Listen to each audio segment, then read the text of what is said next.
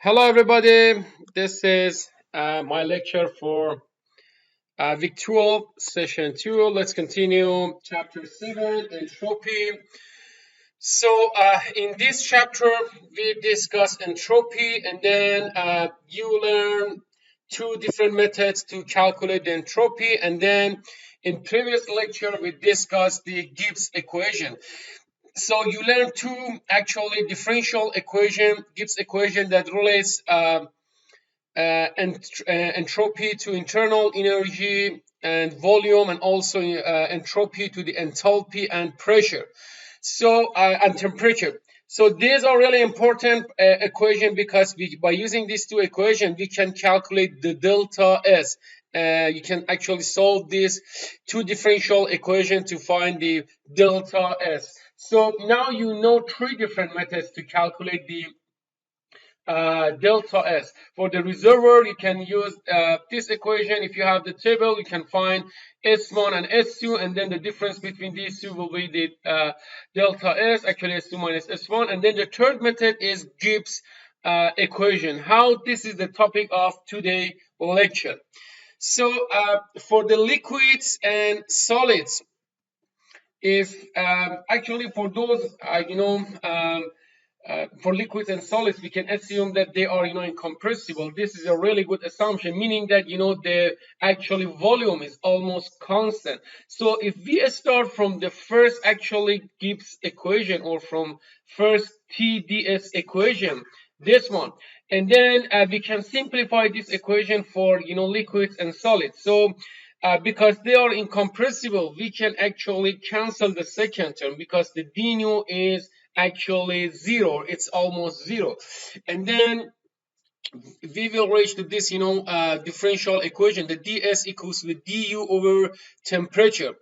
If you remember, for liquids and solids, we actually have one, a specific heat. A specific heat at constant pressure equals to the specific heat at constant volume, and equals to the C. We can write du equals to the Ct. If we just substitute this equation into this equation for the du, then we can reach to this simple, equation, the ds differential equation. Ds equals to the C dt over T. So you can simply separate, the parameter, and then you can solve this differential equation. We can write the actually delta S equals to the C average ln, or natural logarithm of the actual T2 over T1.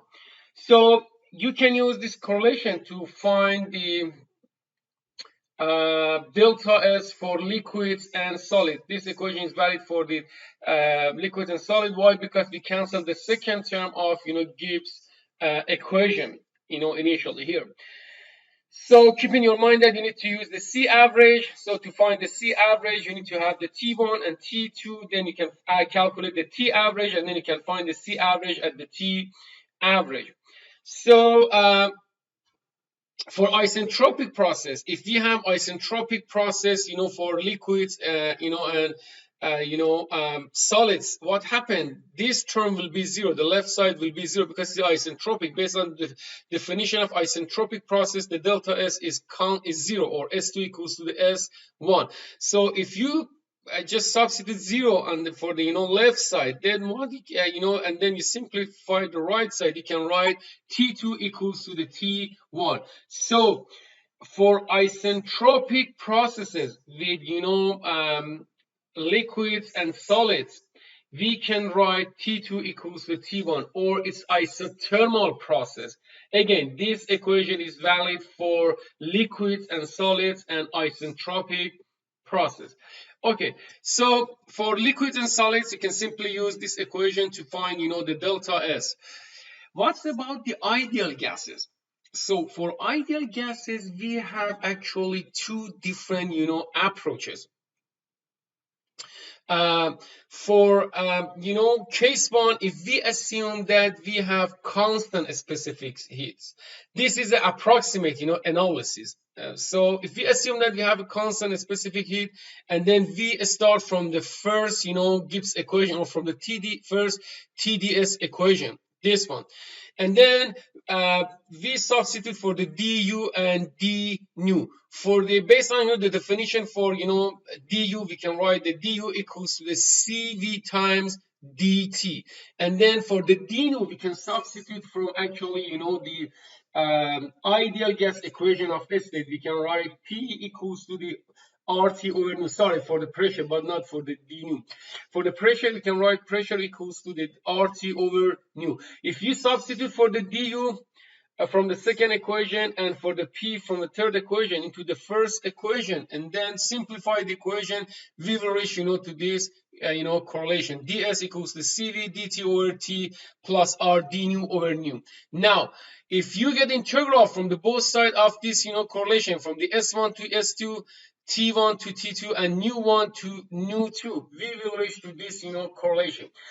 Keep in your mind that this correlation is valid for both, constant specific heats and variable specific heats. This is general equation. Now, in this actually step, if we assume that we have a constant specific heats, we can write S2 minus S1 equals to CV average ln T2 over T1 plus R ln nu1 over nu2 over nu1. So you can use this equation if you have temperatures and specific volumes to calculate the delta S for ideal gas by assuming that you have the average specific heat, the average CV.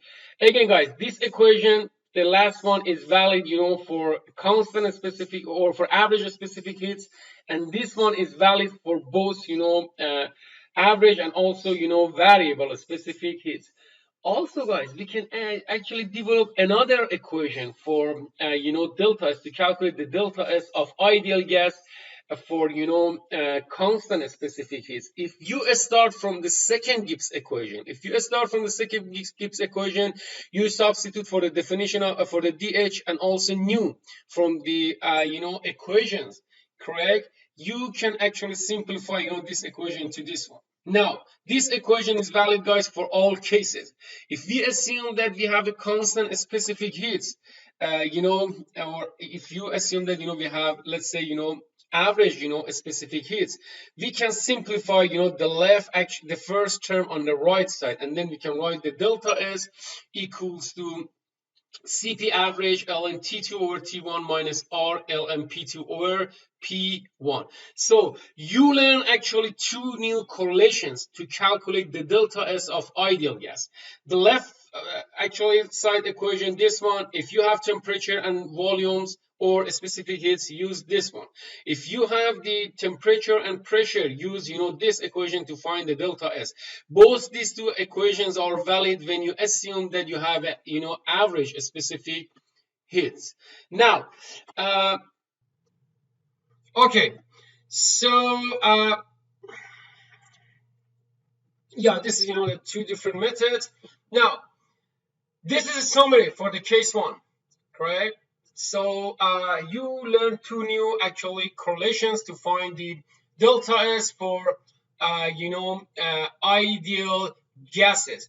So keep in your mind that, guys, this equation, by using this equation, you can find the delta S in kilojoule per kilogram Kelvin. You can actually calculate the delta entropy based on the unit moles or kilojoule per kilomole Kelvin, correct? So if you want to calculate those delta S bar, you can use these two correlation to just calculate the delta S bar. Keep in your mind that the delta S equals to the delta S bar over M, and M is the molar mass. Okay, before I move to the second actual case, I mean for variable specific heats, let's go over these three differential actually to these three equations for enthalpy, entropy, and internal energy of ideal gases. Please pause this video and then just spend 2 minutes. What do you think? What is the basic difference between these three correlations? If you look at these three correlations, you can actually find a fundamental difference between these three correlations. Pause this video, just think 2 minutes. What's the basic difference between these three correlations? Okay, guys. So if you look at the second and the third equation for the delta U, for the du and dh, these two correlation depends on the temperature, correct? They are independent of the pressure. Now, what do you think about the first one, the entropy? If you look at the entropy, you can see that the entropy depends on both pressure and temperature. So this is actually, guys, the conclusion.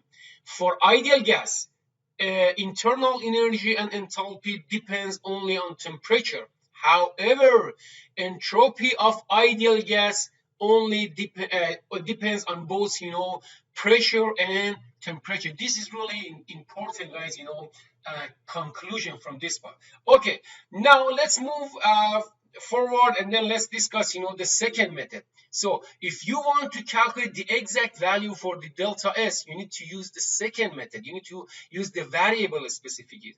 In the variable specific heat, we just first define the S naught. What is the S naught? S naught is actually the integral for the Cp dt over T from 0 to T. What is the 0? 0 is the absolute zero temperature. And so if you want to calculate, the S naught 2 minus S naught 1, you need to actually calculate, this integral, the integral from the T1 to T2, Cp actually, dt over T. So keep in your mind that, guys, the S naught only depends on the temperature. So the S entropy depends on both, pressure and temperature. However, the S naught, this term only depends on the temperature. Now, let's look at, this correlation. We just developed, this correlation. I told you this correlation is valid, for both variable and constant specific heats. So if you substitute, from actually this correlation, correct, for this term, we can rewrite this correlation into this format. We can write S2 minus S1 equals to the S naught 2 minus S naught 1 minus R L and P2 over P1. And then you can see that the entropy depends on both temperature and pressure. This term depends on the temperature and this term depends on the pressure. Now, how we can find the S naught, guys? You can just use the reference tables to find, the S naught 2 and S naught 1 for different, ideal gases. So keep in your mind that, guys, you can write this actually, delta S on the unit mole basis, and then the delta S will be in kilojoule, kilomole per Kelvin. So what is the relationship between delta S and delta S bar? Keep in your mind that sometimes you have the equation for the S, actually S bar, S not bar, in the table. So you must calculate the delta S bar, and then you can use this correlation to convert the delta S bar to delta S. M is the molar mass. So here you can see, table A17, this is for the ideal gas, and then you can see, the S bar is available for, S naught is available for air, in this table. So now, you just learned two different methods for ideal gas. For, a constant specific or average specific heat, and, exact actually method, variable specific heat. Which one do you prefer to solve a problem? Sometimes you have this clear statement in the problem. Please use, for example, constant specific heat, average specific heat. Sometimes you have this, clear statement. Use variable specific heat. So you can use those methods. If you have this actually, option to select one of these two methods, you should check, the temperature, the delta T. If the delta T actually, if you have a small temperature difference, in most cases less than 100 degrees centigrade, you can use, both these two methods. I mean, you can use the average specific heats and variable specific heats. Both those two methods are, accurate for this, small temperature differences. Look at this example. In this example, we just calculate, the delta S for air. And the T1 is 290, T2 is 330, and the difference is 40 Kelvin. Look at, and then this is, by using the actually a variable specific heat. The second method is by using the average, specific heat. If you compare these two methods, guys, you can see that the second method, which is a little bit easier than the first method, uh, provide a very good results for the delta S. So if you have this opportunity, if you have this option to select one of these two methods, you need to check the delta T. For the delta T, at small temperature differences normally less than 100 centigrade, the average specific heats can give actually accurate results. Now, so this is the summary, guys. So you learn three different methods to determine the delta S. For reservoir, you can use delta S, Q, or T. T naught. If you have the table exactly for the S, you can use the tables. Keep in your mind that, guys, in most cases, because you saw that, the entropy depends on both, temperature and, pressures. So if you have the tables based on the temperature and pressure, you can actually use, the tables to find the delta S, S2 minus S1. And the last one is by using the Gibbs equation. So for the, incompressible fluids and incompressible substances, liquid or solids, you can use, this correlation. For ideal gases, you learn two correlation for the constant specific heats and, one equation for variable specific heats. Let's solve two problems and then to see, the application of these, correlations. So the first one, you have the TS diagram for, for a fluid. You have no idea, about the fluid. However, you know that this process is a reversible process. You have to find the, delta S. So to find the delta S, if you remember from my previous lectures, for the area under the TS diagram is equals to the Q for reversible processes. Keep in your mind that for reversible processes, the area under TS curve actually represents the heat transfer. So it transfers. What you need to do, you need to calculate this area for this, trapezoid, and also the area under, process 2 to 3. The area under the process 2 to 3 is 0, correct? This is actually, constant entropy process or isentropic process. If you remember, isentropic process are reversible and adiabatic. Q is 0.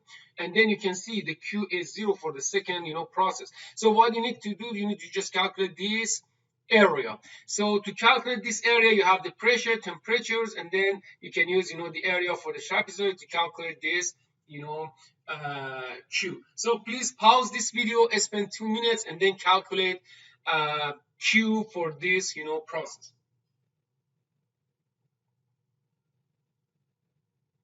Okay. So yeah, the area for this trapezoid is, T1 plus T2, T1 plus T2 over 2 times S2 minus S1, and then you can simply calculate the transfer rate. So the second one, guys, the second one, let's just open this, handout. Okay, so for the second one, we have oxygen gas, and then it's compressed in a piston cylinder device. We have, initial state specifications, and then the final one, you ask to determine the entropy change of oxygen during this process by assuming constant specific heat. So look, guys, for this problem, we just have one equipment. This is a piston cylinder, so you don't need to draw a schematic. So you can start from the actually available information. So please spend 2 minutes and then complete this table. I already add some information. What you need to do, you need to just add information for state 1 and state 2.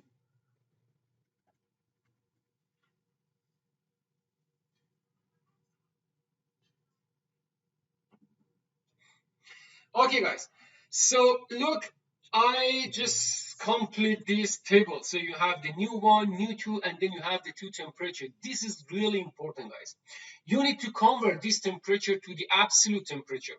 because all temperatures to calculate the delta S, you need to use the absolute temperature. So I just convert these two temperatures to Kelvin. This is really important. Now, the next step, guys, please pause this video and then spend 2 minutes. What is the equation to find, the entropy change of or the delta S for this process?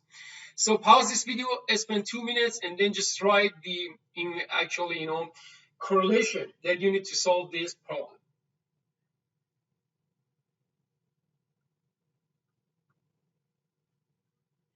Okay, so look, guys, I'm going to go over all this, available, equation to see which one is the best one, for this process. So let's just go over, all these, different methods. You learn actually, these two different methods to calculate the delta S for all processes. So the first one is for reservoir. This is not a reservoir, so you actually can cancel this one. The second one, table of properties. We don't have any, table of properties for S2 and S1, for actually oxygen. So you can cancel this one as well. The third one is for, liquids and solids. So this is this is gas, oxygen. So let's cancel this one. Now we have three actually, correlations. So the first one is for, case with constant specific heats, and then the first one is when you have the temperature and volume. So this is a good one, correct? Why? Because in the statement, actually, it mentioned that you need to use the constant specific heats. So this is probably a good one. Let's just go back and check the temperature difference. The temperature difference is something around, 200. Probably, variable specific heat is more accurate. But based on, the statement, you should ask, to use the, constant specific heat. What do you think about the second one? So look, guys, you can use this correlation to find the delta S. Correct? What you need to do, you need to find actually, the pressure, P2 and P1. You need to write, the ideal gas equation of state to find the P2 and P1. But this is more actually straightforward. You don't need to calculate the P2 and P1. So let's skip this one. What's about the last one? Is it possible to use the variable specific heat? Please spend 2 minutes, pause this video. What do you think? Can we use, I know that, you are asked to use this correlation, the constant specific heat, but let's just, go over, this, equation. Is it possible to use this equation based on, the available information to calculate, the delta S? Please pause this video, spend 2 minutes, and then answer it. Okay, look, guys, to answer this question, you need to check your actually table of properties to see if you have the S not 2 and S not 1. So I already did it, correct? Here is, table A19. If you check the table A19, this is the properties for ideal gas, oxygen as ideal gas, and here the last one you can see, the S not bar, correct? So if you want to use this correlation, you can actually calculate the delta S bar based on the unit, based on the mole, and then you can convert it to the delta S. So you can use this correlation as well, correct? The last one. But based on, the, problem statement, you asked to use the constant specific heat. So this is the correlation, correct? The right correlation. So now you have the right equation. What you need to do, you need to find, some properties. The first one, you need to find the CV average. Please spend 2 minutes, pause this video, and then find the CV average. Okay, look, guys, to find the CV average, you need to find the T average, and then you need to find the CV of oxygen at this T average. The T average for, this process is 429, and then by using table A2, you can find the CV average for oxygen. So this is the CV average for oxygen. Then you have the temperatures. You already convert the temperatures to the absolute temperatures. So the last one you need to find R, and then you can find R from table A1, which is 0.2598. And then if you substitute in this correlation, you can simply find the delta S. Okay, so this is my presentation for today, and then we just go over the isentropic process and this thing in the my next lecture. Have a great day, and thank you so much.